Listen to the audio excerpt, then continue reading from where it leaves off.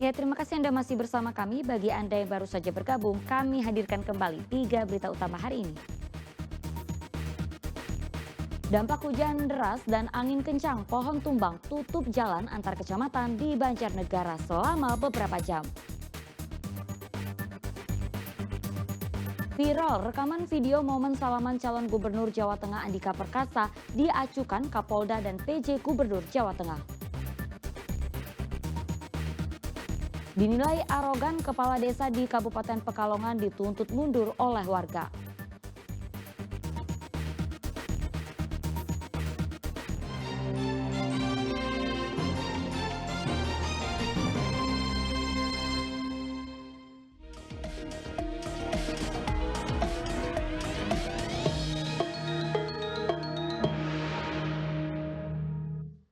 Ya, media sosial dihebohkan dengan unggahan video yang menunjukkan momen calon gubernur Jawa Tengah Andika Perkasa diacukan saat mengajak bersalaman dengan Kapolda Jawa Tengah dan PJ Gubernur Jawa Tengah.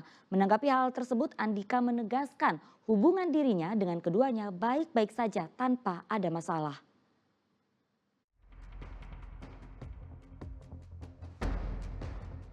Saat Cagup Jawa Tengah Andika Perkasa mengajak bersalaman Kapolda Jawa Tengah Irjen Polri Buthari Wibowo dan PJ Gubernur Jawa Tengah Nana Sujana, uluran tangannya tampak diacuhkan. Momen yang terjadi usai pembacaan deklarasi kampanye damai ini kemudian menjadi sorotan publik. Andika pun menanggapi momen tersebut. Menurut Andika, hubungan dirinya dengan kedua petinggi di Jawa Tengah itu baik-baik saja tanpa ada masalah. Kalau hubungan kami baik-baik, hubungan saya dengan pejabat gubernur, komjen polisi purnawirawan Nana Sujana sudah lama kami kenal, dan kemarin pun kita juga bincang-bincang seperti biasanya karena kenalnya sudah lama. Hanya mungkin pas nggak lihat gitu aja kalau menurut saya sih.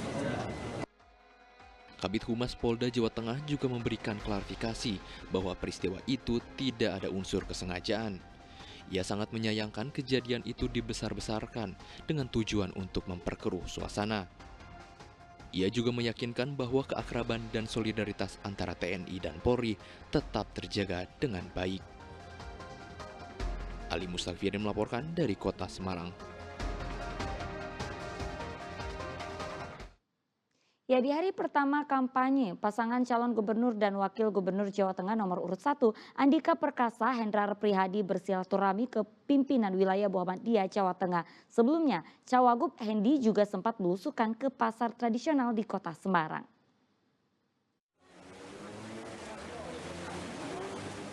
Di hari pertama kampanye calon gubernur Jawa Tengah nomor urut 1, Andika Hendi bersilaturahim ke kantor pimpinan wilayah Muhammadiyah Jawa Tengah. Kedatangan Andika Hendi disambut langsung Ketua PWM Jateng beserta seluruh pimpinan Muhammadiyah. Pertemuan selama 1,5 jam tersebut berlangsung terbuka. Mudah-mudahan menjadi bahan untuk bagaimana buat program seandainya nanti insya Allah menjadi gubernur Jawa Tengah. Maka Andika bersilaturahim ke warga Muhammadiyah Jawa Tengah untuk memperkenalkan diri karena ia adalah orang baru di Jawa Tengah. Ia pun akan bersilaturahim dengan tokoh agama lain di Jawa Tengah. Saya sebagai orang baru di Jawa Tengah kan belum pernah ketemu dengan para pimpinan wilayah Muhammadiyah Jawa Tengah. Jadi sore hari ini saya diterima oleh Pak Kiai Haji Tafsir beserta seluruh pimpinan, termasuk pimpinan daerah Muhammadiyah yang beberapa yang hadir sore ini. Jadi satu kehormatan kami kula nuwun sekaligus memperkenalkan diri, silaturahmi. Calon Wakil Gubernur Jawa Tengah nomor urut 1 Hendra Prihadi juga menyempatkan diri ke Pasar Peterongan di hari pertama kampanye. Hendi menyapa para pedagang dan sesekali berbelanja. Kedatangan mantan wali kota Semarang dari arah belakang pasar disambut para pedagang dan pengunjung pasar. Mereka pun bersalaman dan bersuah foto dengan Cawagup dari Andika Perkasa. Hendi berkomitmen untuk memperhatikan nasib para pedagang tradisional di tengah kerusuhan pasar modern. Saya serap aspirasi dan memang beberapa ada masukan buat kita berdua, Pak Andika dan saya pada saat nanti terpilih, bagaimana mengoptimalkan pasar tradisional ini di bawah tekanan atau gempuran pasar-pasar online ini menjadi penting karena teman-teman pedagang ini kan teman-teman di wilayah Midelo ya, yang pemerintah harus turun tangan langsung supaya mereka bisa naik. Setelah belusukan di pasar Petorongan, Hendy melanjutkan kampanyenya ke pasar tradisional Ngalian. Ali Musafir melaporkan dari Kota Semarang.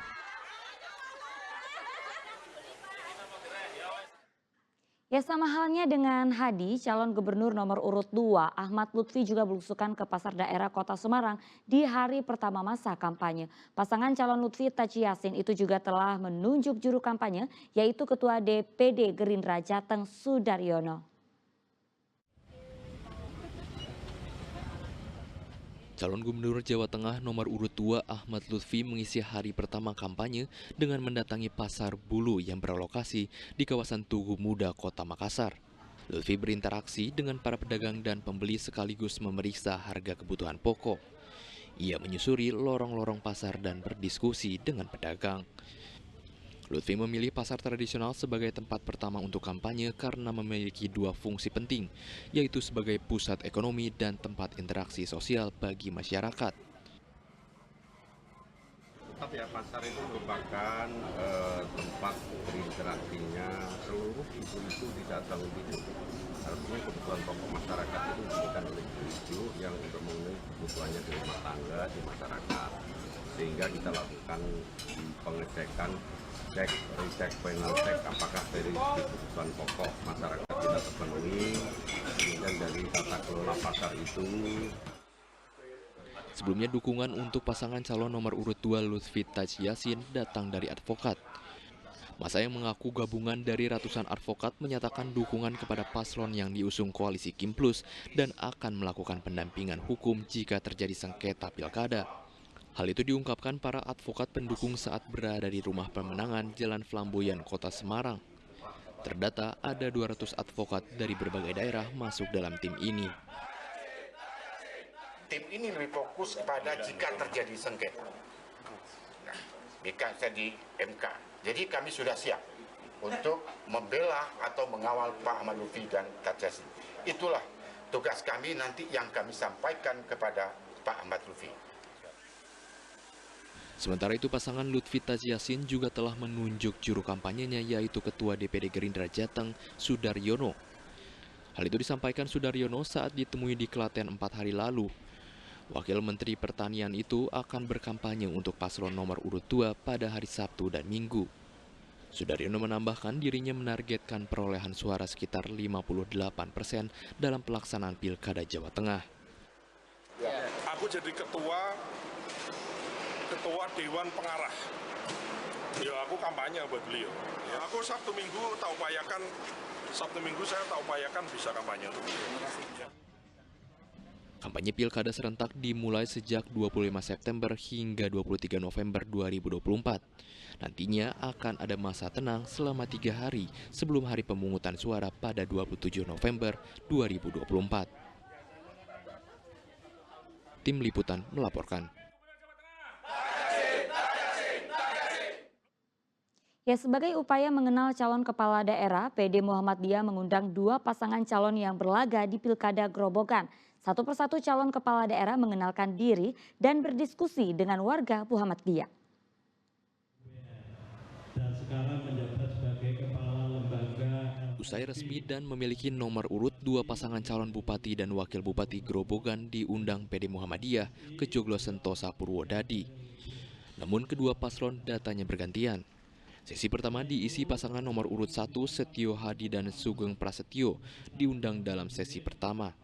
Lalu sesi selanjutnya pasangan nomor urut 2 Bambang Pujiyanto Catur Sugeng Susanto. Masing-masing dari paslon ini memperkenalkan diri di hadapan warga Muhammadiyah. Dalam kesempatan ini juga dibuka sesi tanya jawab soal arah pembangunan Grobogan. Kegiatan ini membuka ruang untuk warga Muhammadiyah agar mengenal para calon kepala daerah sehingga bisa menentukan pilihan yang tepat. Hari ini untuk bersilaturahmi, tidak menyampaikan visi misi karena saya tadi sudah diingatkan oleh Bawaslu dan ini memang bukan kampanye. Kami yang undang untuk hadir untuk berkenalan dengan warga kami. Kalau toh mungkin dia menyampaikan isi hati mereka, ya silakan, tapi dengan catatan tidak dalam bentuk kampanye. Pilkada Grobogan diikuti 2 pasangan calon.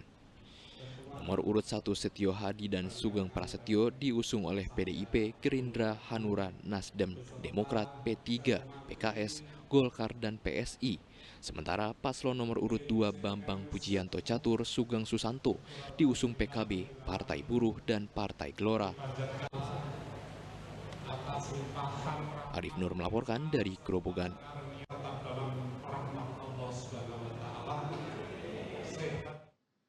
Ya, pendaftaran anggota kelompok penyelenggara pemungutan suara atau KPPS Pilkada Serentak 2024 dimulai.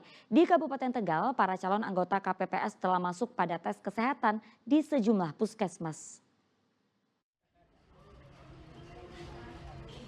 Orang-orang yang tengah sibuk di Puskesmas Penusupan Kecamatan Pangkah, Kabupaten Tegal ini adalah para calon anggota kelompok penyelenggara pemungutan suara atau KPPS. Mereka menanti giliran untuk tes kesehatan.